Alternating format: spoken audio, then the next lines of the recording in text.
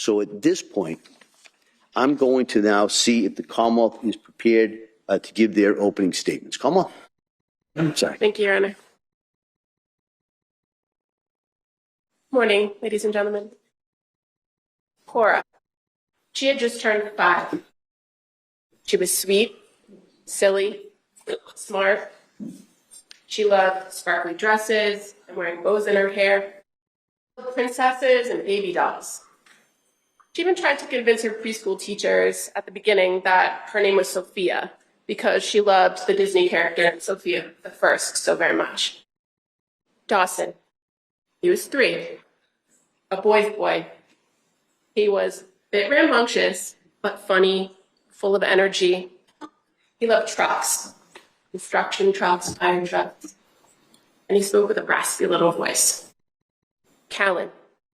Callan was just 8 months old, always smiling with chunky cheeks, a sweet little baby. We are here, ladies and gentlemen, because they are not. They were strangled, deliberately and meticulously killed by this defendant on January 24th of 2023. One by one, she wrapped exercise bands around each one of the kids' necks and pulled until their little bodies were limp and lifeless. First Dawson, then Cora, and finally Callan. Your job, ladies and gentlemen, is not easy in this case. The evidence will be difficult to see, to hear, to process.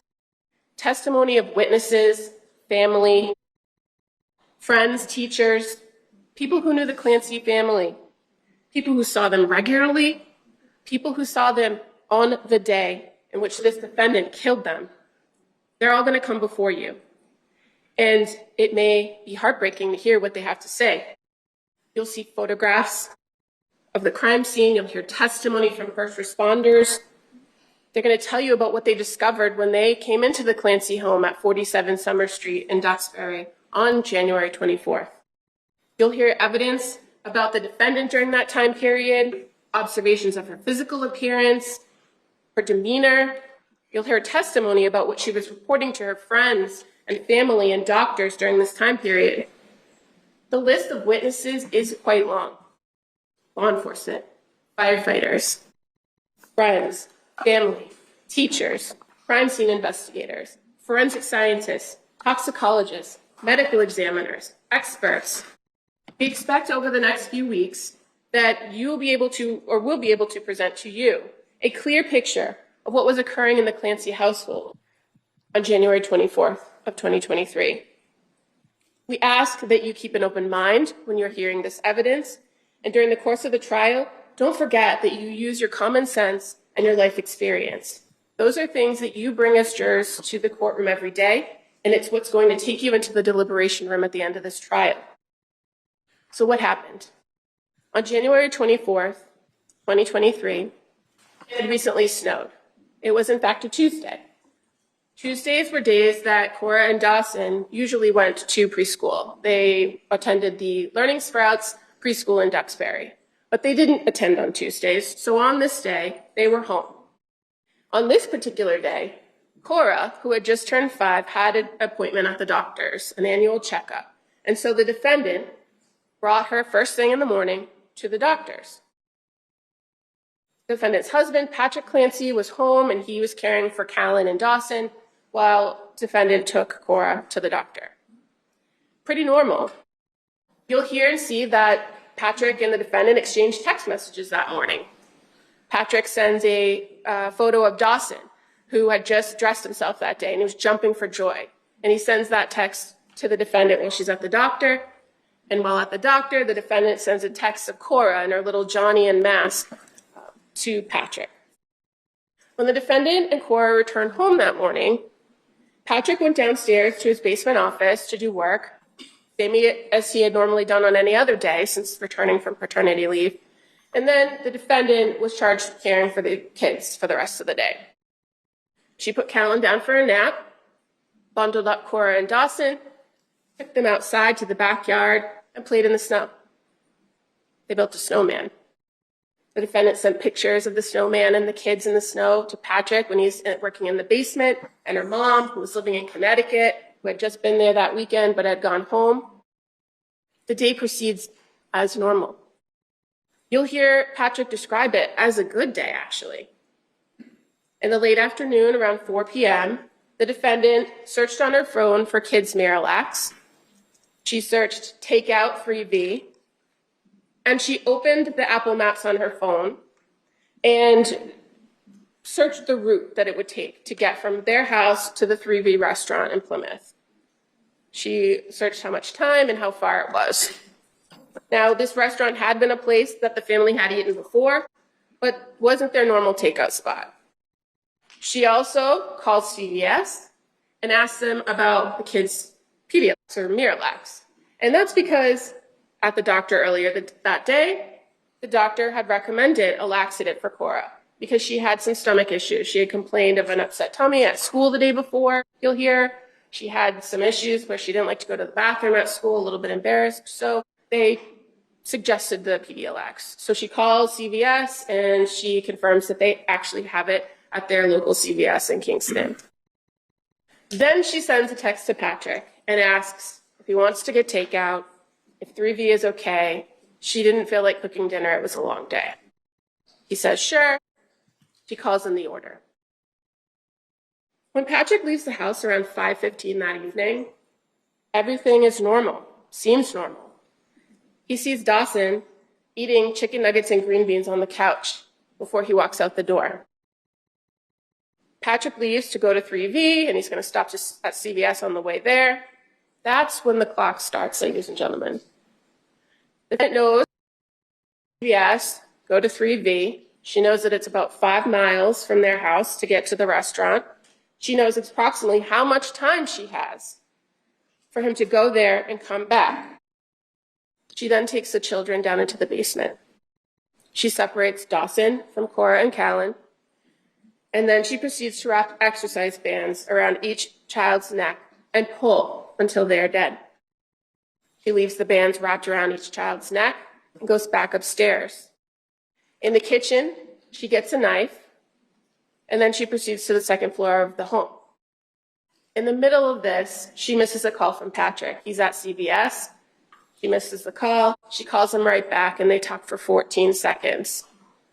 Nothing that she does or says in that phone call is of concern to Patrick. He proceeds on his task, and she proceeds with hers. She goes to the second floor master bedroom, locks the door, crushes up some pills, and attempts to take her own life. She uses the knife she got in the kitchen to slash her wrists and her neck. She moves the bed away from the wall, away from the window. She opens that window and goes out. She lands on the cold, hard ground. Shortly thereafter, around 6 p.m., Patrick comes home. He's got the takeout bag and the CVS bag with the medicine. He enters into the house through the mudroom door into the kitchen area, places the bags down, eerily quiet. He calls to the kids, no answer. He calls to the defendant, no answer. He takes out his phone and dials the number for Lindsay's phone, defendant's phone, no answer. He then goes upstairs and finds the master bedroom door locked. He opens it and enters the room, sees blood and the window open. He then goes to the backyard, and that's where he finds the defendant. She's on the ground outside that window, moaning and mumbling. At 6:11 p.m., he calls 911 for help. First responders arrive to the home almost immediately. He's still on the phone with 911 when the responders arrive, and they go right to the backyard and tend immediately to the defendant. While they're with the defendant, Patrick tells the first responders, I need to find my kids. He had asked the defendant where the kids were, and she told them they were in the basement. So when he went in the house, that's the first place he went, down into the basement. He's still on the phone with 911 when he finds each child with an exercise band still wrapped around their neck. He screams for help, and he says, he killed the kids. Efforts made to resuscitate Cora and Dawson were futile. But first responders from Duxbury and the surrounding communities were persistent, and they kept trying to resuscitate them all the way to the hospital. But when they arrived at the hospital, there was nothing more that medical staff could do for Cora and Dawson. The staff at Beth Israel were able to get a heartbeat on Callan, but he never started breathing on his own. He never regained consciousness. He had no brain activity. Nonetheless, he was transferred to Boston Children's Hospital, where he died 3 days later on January 27th. The defendant was taken to South Shore Hospital and then transported subsequently to Brigham and Women's in Boston. She had multiple traumas, including spinal injuries, as well as superficial injuries to both her wrist and her neck. She is paralyzed. We expect during the course of this trial that you'll hear the defendant made claims that either right after Patrick left the house or after he called her from the CVS, depending on which version of the events she's telling, she heard a voice, a male voice, a voice that she had never heard before, a voice that she never heard again. And that voice told her that it was her last chance, that she had to kill the kids so that she could kill herself. She immediately took action when she heard the voice, with no direction or details from this so-called voice, and she killed the children. Once she killed the children, the voice stopped. When you consider this information in the course of the trial, ladies and gentlemen, I ask that you consider the source, the timing, the substance of her statements about this voice. You're also going to hear from, or you may hear from, forensic psychologists and psychiatrists who talk about what's called command hallucinations and voices that people hear before they do something. And when you hear that testimony, I ask that you keep in mind the details of what she's saying the voice told her, and the details of when this voice spoke to her. Another important thing to remember throughout the course of this trial is that this is not a case about the Lindsay Clancy that sits before you today. This case is about the Lindsay Clancy on January 24th, 2023, at the time of the crimes. This was not a woman in the throes of psychosis on January 24th, 2023. This was a woman who acted intentionally, rationally, and swiftly to accomplish a very specific goal: to kill. You'll see and hear evidence about all the things that she did that day, what she did in the days leading up to this incident, leading to the murders. You'll hear her spending time with her family and friends. You'll hear her appearing to be in good spirits and doing better for all intents and purposes. On that very day, you'll hear she interacted with people at the doctor's office. She came home and took care of the kids. She talked to people on the phone and via text message. The evidence will show you she was not psychotic that day. Throughout the evidence in this trial, you will learn about the defendant being the classic overachiever in school, in her personal life, in her nursing career. She was someone who liked to control every little detail of her life, of her family's life. In contrast to pictures you'll see of the doting mother, the dedicated nurse, you'll also see a side of Lindsay Clancy that's different. Somebody extremely controlling, meticulous, and manipulative. The days were laid out with specificity. Strict schedules were expected to be maintained. Food was planned carefully. Sleep was scheduled to the minute. And in the time after Callan was born, her last baby, the family had to adjust. And by all sources that I expect you're going to hear at that trial, that summer was great. But after Patrick had finished his paternity leave and was back to work full time, when she no longer had a nanny to watch the baby, do laundry, tidy up the house, follow her schedule, when she was responsible for it all, it was hard. It was hard for her to maintain that control. It was hard for her to bond with her kids. And in efforts to maintain control, she withheld information from her husband, from her doctors. She reported serious symptoms that were inconsistent with her daily activities, you'll hear. And ultimately, on January 24th, 2023, the defendant made a calculated decision. This was a woman who no longer liked the life she thought she wanted. It was getting harder and harder to control. And when she saw the opportunity to escape, she made the selfish choice to take it, and to take Cora, Dawson, and Callan first before attempting to take her own life. Ladies and gentlemen, this is not a public debate about women's mental health and how the medical system treats women. This case is about this defendant, Lindsay Clancy.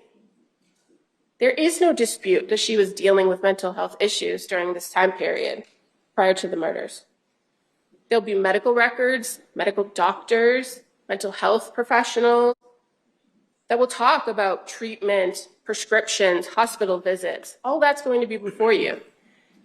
The evidence will show that this defendant had a means and access to mental health that most people don't. And she chose to deal with her mental health issues in the worst way. She chose to manipulate her providers, seek out the quick and easy fix when she was feeling depressed and anxious. And when she didn't get what she expected, she chose an alternate route. She sought a different doctor. She changed medications after days. She disengaged from treatment when she didn't like the plan. After only 4 months in treatment, she made a choice, a deliberate and intentional decision that she did not want to try anymore. And because no one could take care of her kids the way she wanted them to, she had to take them with her. Despite all the precision that she exhibited that day, you'll hear, the timing of it all, the swiftness of the killings, overcoming the interruption of Patrick's phone call, what she did not anticipate was that she would not be able to complete the act by killing herself. Ladies and gentlemen, people with mental illness commit crimes every day and are responsible for them. The fact that someone may suffer or have a mental illness, a mental disease or defect is not the end of the inquiry when it comes to guilt or innocence. It is whether a person can appreciate the wrongfulness or criminality of the conduct and conform their conduct to the law. Do they know what they were doing, and can they control their actions? The evidence in this case will prove beyond a reasonable doubt that this defendant coldly and efficiently executed first Dawson, then Cora, and finally Callan. One by one, she strangled the life out of each one of them. She did so with no hesitation, with deliberate premeditation, and extreme atrocity and cruelty. She is criminally responsible for the murders because the evidence will prove to you that she knew exactly what she was doing. She drew her husband out of the house, their father, so that she had the opportunity and the time to carry out these murders. She maintained the ability to control her conduct, conform her conduct, when she attempted to kill herself to escape the consequences. At the conclusion of this case, we're going to come back and we're going to ask that you return guilty of the murders of Cora Clancy, Dawson Clancy, and Callan Clancy because the defendant committed those crimes.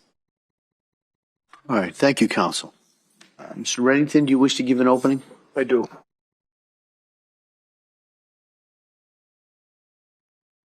You know, normally we thank jurors for time away from your life, jobs, your family, coming to court, listening to a trial. Certainly is a service that's provided by you as citizens. But in this case, God bless you. You people are going to have to listen to some of the most horrific things. Look at some of the most horrific things. And jurors, it's a beautiful system. You pass between, as you heard Don Clerk say, probably don't remember it, but it's old language, goes back to Old England. It says that you as jurors pass between the government, them. And she places herself on her country, which country you are. You owe allegiance to nothing but your oath, your consideration, and your time, your common sense. You bring your life experience to this trial. You render a verdict. And as jurors, experiences, take the job very, very, very seriously. You people will never forget this case. And thank you for that service.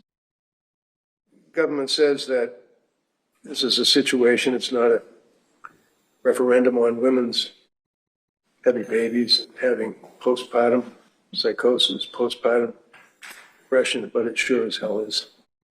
Because you're going to hear, consistent with what is told you in the instructions, consistent with the obligation that the government has when they brought this charge. Tim Cruz, the DA, right in the front row, brought this charge. He knew, as did his office, the facts of this case. And he knew when he brought this charge that it was going to kill the soul of this young woman.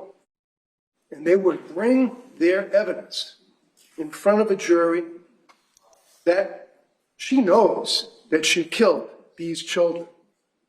We'll sit here, listen to their evidence, but I suggest to you that the issue for consideration is what was going on in that woman's mind. You're going to hear evidence that, as the government said, Lindsay was a kind of a parent pleaser. She was a person that in school had a lot of friends, still has friends. You'll hear evidence to this day from the 6th grade. High school, college, nursing school. You're going to hear evidence that Lindsay, in the course of in high school, she was a high achiever, gymnastics. Stopped doing gymnastics because she hurt herself and didn't like to do the backflips and stopped doing gymnastics, but she was very athletic. You're going to hear evidence that right after she had the birth, the last child, within 4 or 5 days, she ran a 5K. She was very, very, very physically fit. Her life was such that she watched what she ate, watched what she did in her life as far as activities, and was one heck of a mother. She loved her children. All the things that the DA said to you about those little kids and their life, what they like, she knows 1,000 times more than what they know.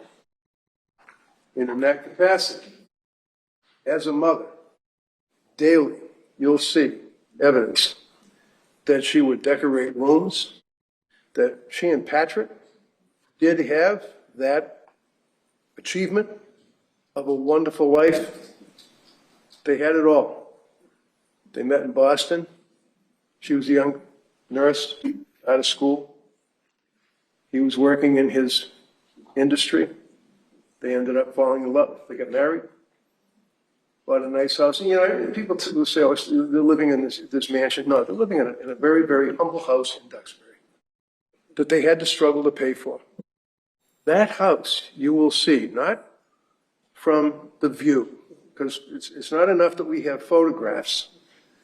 On top of the photographs, we have to have video. And on top of the photographs and the video, we have to have an auto-computerized animated display. And on top of the photographs, the video, the automated animated display, we have to get on a bus and go take a ride and look at the house where some guy and his wife are now living, that it doesn't look at all like what it looked like when Lindsay and Patrick were living there with their 3 kids. But there are videos that show what that home looked like that day, prior to that. You'll see in every room, there are things hanging on the walls, alphabets, colors, numbers, pictures of different cartoon characters, and I'm too old to even remember what they are. Movies, all sorts of toys, erector sets, trucks, all over the living room. There was no dining room. It was a large thing for the baby to be in and then surrounded by toys. Every single room had toys in it. These children were loved and nurtured and cared for by her. She didn't want to get rid of her kids because of her selfish life, as the government indicates. She loved those children right up to the time of their death. You're going to see that there's photographs in this case that you'll be able to evaluate that show that. Some of them might even be in the videos that the state police took. This case is a massive production by the district attorney's office. You have the district attorneys, the assistant district attorneys, the assistants to the assistant district attorneys. You have the state police crime laboratory. You have the detectives. You have the state police, the armed men that will go out and interview witnesses and will investigate this case. You have the victim witness advocate, very nice lady, by the way, that deals with witnesses and people in a case such as this. It's a massive operation, and that's great. We should have that. But when you're considering the evidence, you consider the fact that you have two young people that were living this life, that were working, and Patrick, not because of COVID, not because of he just didn't want to work in an office anymore. He worked out of his basement. He worked in an office in the basement. He was there because of what Lindsay was going through. He was there. He lived it. And he will testify to it. He doesn't have to testify, quite frankly, and identify clothing and be distraught and placed in a position of horror in this courtroom. But he will testify to what they went through as a husband and a wife, the wife being pregnant. They had 3 kids. After the second child, she had postpartum. You're going to hear evidence that that's one of the issues that is important because that could lead to bipolar. One of the things that you don't do, which is taboo, is if you have somebody that's bipolar, you don't put them on an antidepressant. You don't put them on Zoloft. You don't put them on what's called an SSRI, selective serotonin reuptake inhibitors. It messes with your brain. You don't do that, but it was done in this case.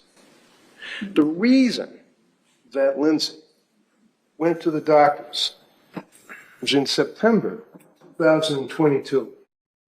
July and August of 2022, they were very happy. Lovely little family. September, things went sideways. And she looked for, and you heard the government saying, and remember what they say in their opening, and remember that when they prepare a case, and remember how they can point at different aspects of a case that show guilt, that show that somebody's conniving. In this case, how many times we heard she faked the suicide. Faked the suicide. Little cuts, dinky little cuts, scratches, you'll hear, stated in the opening statement or time of the arraignment, that she asked for a lawyer. That's rich. You're going to hear evidence that she was in her bedroom after the horrific act in the basement, and that she was up in the bedroom, that she stood in front of a full-length mirror, that she took the knife that was in the kitchen, that she had taken. When she took the knife, she cut her throat in front of the mirror. This is no fake suicide. This is her when she was brought to the hospital. When she was in the hospital. That's what her appearance was at the South Shore Hospital. When she's at the South Shore Hospital, she had wonderful care and treatment that was able, against her will, to save her life. Fake suicide, little scratches, dinky little scratches. This is a photograph that was taken at the South Shore Hospital of her neck. Photograph taken of her wrist, showing the split in the skin. Photograph showing you'll see evidence of this, the bedroom floor next to the bed with the blood. Knife next to the cup. Sadly, a gift saying because kids. You see the white residue inside the cup? That's where the pills were crushed up with leftover lemonade from the night before when she consumed that. That's the knife. This here you'll see is sleep aids. See this here, deep sleep pillow spray. She couldn't sleep. She couldn't sleep for months. More photographs of the injuries to her neck. And then, in the course of the fake suicide speculation by the police, you'll see the evidence that she hung on the window ledge and, like Spider-Man, I guess, slid down the wall of of the house. You're going to hear evidence that she flung and threw herself out the window, striking her head on the ground, full ground, causing what's known as a Jefferson fracture of her neck. She shattered, exploded her thoracic spine, shattered her cervical spine, the first disc, broke every rib. In the Jefferson fracture, you'll hear evidence is not consistent with a fake suicide by any means. Jefferson fracture is consistent with Superman when he got thrown off the horse. It's consistent with people that have the tragedy where they dive into a swimming pool, as a result of which they get that fracture in their neck and they're paralyzed. She's paralyzed. She's not going to get up miraculously and walk out of this courtroom. She's paralyzed and will be paralyzed for the rest of her life. She's living her own hell. She knows what happened with those kids. And she wanted to die. When she was in the hospital, you're going to see evidence. Brigham and Women's Hospital, when they transferred her from South Shore Hospital, air flight, into Brigham and Women's Hospital, and she was then given the emergency room and the emergency treatment at the Brigham and Women's Hospital. You couldn't move in that room. There was so much equipment, so many wires, so many breathing tubes, so many machines, humming, banging, clicking, and she's spread out like she's crucified on the bed while she's being treated in that room, surrounded by armed police officers. Out in the hallway, guarding the hallway against what anyone could guess. Guarding the hallway, guarding the room, guarding the bed, standing there. She's handcuffed to the bed. She goes to South Shore Hospital. Government speculates that, again, you see how the government is able to create what they want for facts, that she is so cold and calculating that she said that she heard voices after I brought a psychologist, Dr. Zeisel, into that room to see her. I had to move heaven and earth. You'll hear evidence that they wouldn't even let her have visitors. She couldn't even see her family for over a week. The cops wouldn't let anybody near her. That room was an armed camp. I had to move heaven and earth and practically get a court order to be able to get in there and see her while she's laying in the bed. And they suggest and will suggest that she said, I heard voices, I heard command hallucinations telling me to kill kids and then kill myself, after she talked to Paul Zeisel as if he was telling her what to say because I'm the lawyer and I brought him into that hospital. You're going to hear evidence that Paul Zeisel is one of the most respected psychologists. You're going to hear evidence that he was embedded with the military in Afghanistan for years. You're going to hear evidence that he works for the government when there's a shooting involving the FBI, the CIA, or any of those alphabet soup cops. He's involved interviewing these people for post-traumatic stress.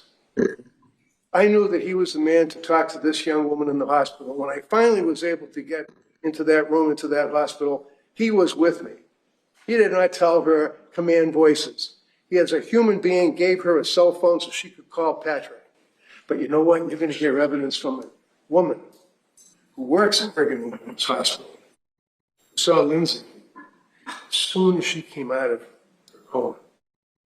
She is a woman that works with the religious services in that hospital. And the first thing that Lindsay wanted to know is, where's my family? And then she told her about what happened and told her about the command voices. And this is well before she ever met me or Paul Zeisel. So you have to keep focused on the evidence because it's so easy to manipulate. There's no fake suicide. And there was no plan to fake her sickness. This is a young woman that, with her husband, tried very hard to get the help she needed.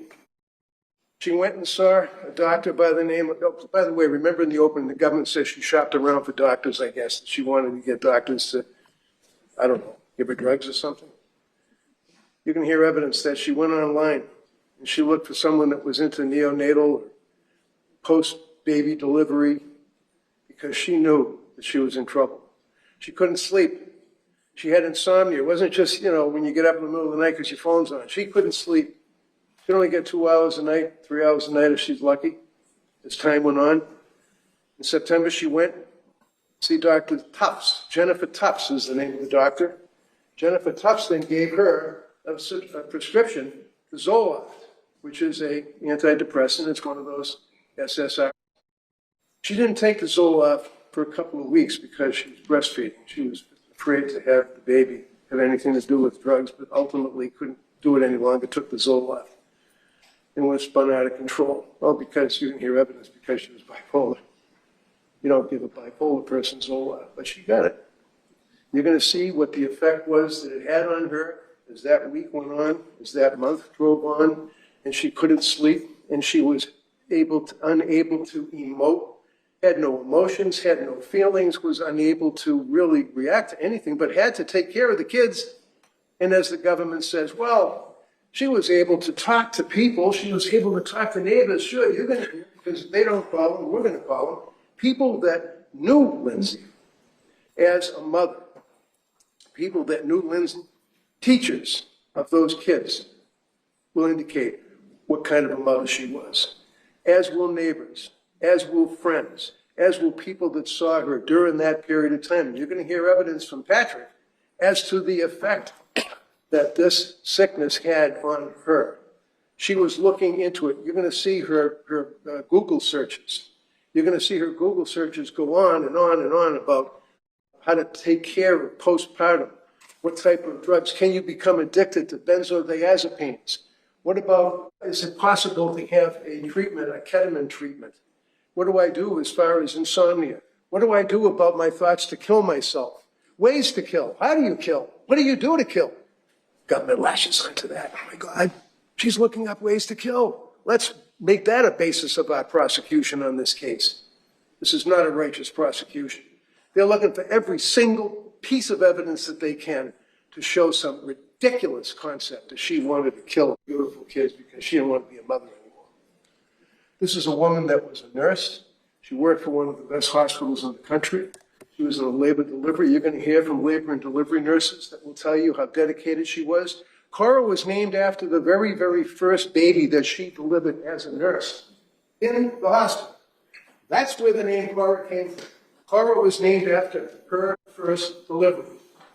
This is a woman who did nothing in her life but dedicated her life to helping people and be a good person and a good nurse and a great mother. And as time went on, looking like anyone else would, please help me. That's what it's all about. Give me help. And so well, the government will say, she was able to talk to people. She wasn't drooling. She wasn't putting tin foil inside of a hat when she was going to the schools. No, she was able to talk to people. We actually have, we meaning the government, we have video of her and Patrick and the kids at the Museum of Science. And they were actually having a good time. We also have video that shows them down at the Cape Cod, down the Cape, with the kids. And they're in bathing suits. I guess she was fine. She put on a pretty good face. So what does she do? She goes to see, September 12th of 22, she looked for a psychiatrist. That's when she hooks up, if you will, with Dr. Jennifer Tufts, early October of 22, initial appointment. October 20th of 22, reports the adverse reaction that she was having to the selective serotonin reuptake inhibitor Zoloft. November 16th, she goes to the South Shore Hospital emergency room because she was so depressed and so maxed out from lack of sleep and so unable to emote. She couldn't laugh, she couldn't cry, she couldn't have any feelings. She was a robot. She went to South Shore Hospital. She was referred and engaged with South Shore Perinatal Behavioral Health. This was Patrick's mother. This is Patrick's mother, Mrs. Clancy, who's a nurse, well-respected nurse, wonderful woman. She works at the South Shore Hospital, labor and delivery as well. She knows Lindsay. And she told Lindsay, you got to go to this outfit here, which was the South Shore Perinatal Behavioral Health. She didn't look them up because she wanted to get drugs. She was referred by her mother-in-law, who's a nurse. She went to see these people, November 21st of 22. When she was engaged at the South Shore Perinatal Behavioral Health, she's going on one drug to the next to the next.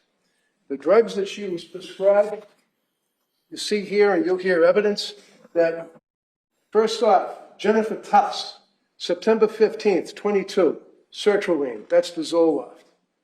Then lorazepam, October 21st, Jennifer Tufts. Then hydroxyzine, Jennifer Tufts. Lorapazan, Jennifer Tufts. Buspirone, Jennifer Tufts. Lorazepam, increase, Jennifer Tufts. Buspirone, increase from 1 milligram to 5 milligrams, Jennifer Tufts. Trazodone from another individual. Fluoxetine, 10 milligrams from another person named Julie Paul. Julie Paul worked at the South Shore Hospital when she went there to go to try to get some help from South Shore Perinatal Behavioral Health. More medications, spiraling, continuing on, down. Pat lived this, and he will testify to what they went through. At this point, at the end of November, around Thanksgiving, she's reporting disassociation and confusion. They put her on Remeron. This is around Thanksgiving. Things were so bad at this point that her mother and father came up from Connecticut and lived with them to take care of the kids, to help, because she was walking around absolutely a zombie. She would rock on the sofa, crying hysterically, banging her head into the pillow of the sofa. Patrick will tell you what he observed with her. She dealt with her parents. Her parents were there to try to help. Is this someone that's faking because she doesn't want to be a mother anymore? The parents were there. Mother and father, wonderful people. Mother's retired. Dad took pictures of high school kids for yearbooks. They did what they could.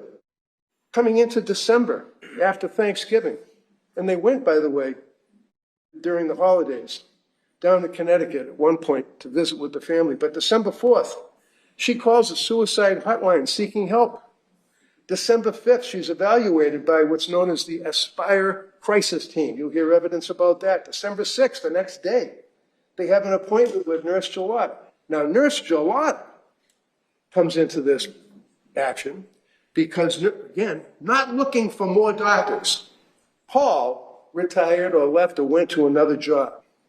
So all of a sudden, Nurse Paul, who was treating her and prescribing meds, leaves. Here's Nurse Gelada. She's now going to be your person you deal with. That's all. She wasn't looking for some other doctors to get additional medication.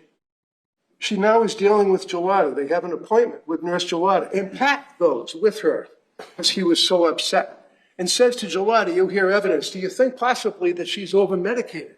Do you think somebody screwed up? And she says, and then she puts her on more medication. She puts her on, okay, December of 2022, you're going to see that Nurse Gelada, who is now on this chart, is in blue. Gelada puts her on quetiapine, 25 milligrams, November 30th. December 6th, diazepam, 5. December 7th, diazepam. December 7th, quetiapine. December 9th, diazepam, 5. December 13th, diazepam. And then she goes back to Jennifer Tufts because they just couldn't handle dealing with Rebecca Gelada because she wanted to wean off the drugs. Gelada told her to stay the course. She ends up going through the December 19th, 21st, 22nd, dealing with quetiapine, 300 milligrams of quetiapine.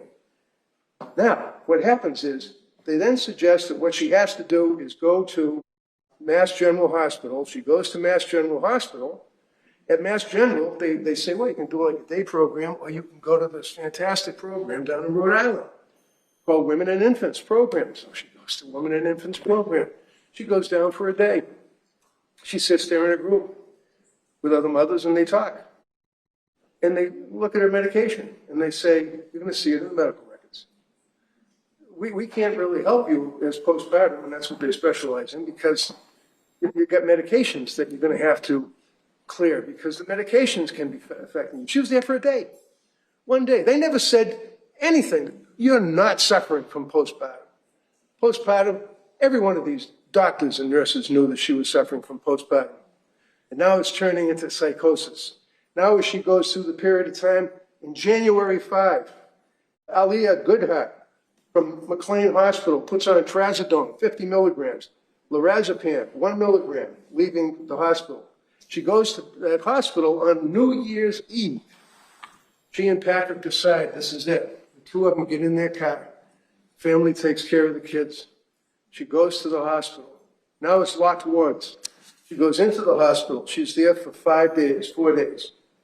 During that period of time that she's there, she's in group. She doesn't see a doctor but once. There's no discussion of medications till the very end. You'll see the medical records. You'll look at the medical records, you'll see that her daughter's birthday was coming up and she wanted to leave rather than the 5th on the 4th. This is not a discharge against medical advice. They cleared it. They said, yeah, fine, you're okay, good. Good luck, go home. She went home and she went to the birthday party. The government will have witnesses apparently to show that she was able to socialize, like, hi, how are you, at the trampoline where they had the birthday party. She's still living in a nightmare. During this period of time, January 9th, back to Jennifer Tufts, puts her on diazepam. Jennifer Tufts kicks up the trazodone to 150 milligrams. January 13th, you've got Rebecca Jawad, puts her on diazepam. And by the way, when she was down at Rhode Island and the nurse and babies, it was like a service, the people that were treating her for that one day reached out to Jawad to find out what's up with the medication, and Jawad never called them back. You're going to hear evidence, and it's in the medical records, that when she and Patrick called Jawad to say, I got to wean off this. She didn't want more drugs. She wanted off the drugs. Jawad says, stay the course. She's going on vacation. I'll see you in a week. Comes back in a week. You're going to see that now Jennifer Tufts puts her on diazepam 2 milligrams on January 16th. Amitriptyline 10 milligrams, January 16th. Diazepam and diazepam between Tufts and Jawad. The last script is diazepam 2 milligrams, January 23rd.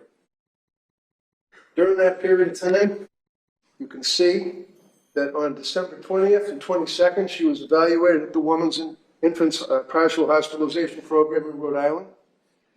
December 30th, she returned to Mass General Hospital Emergency Room.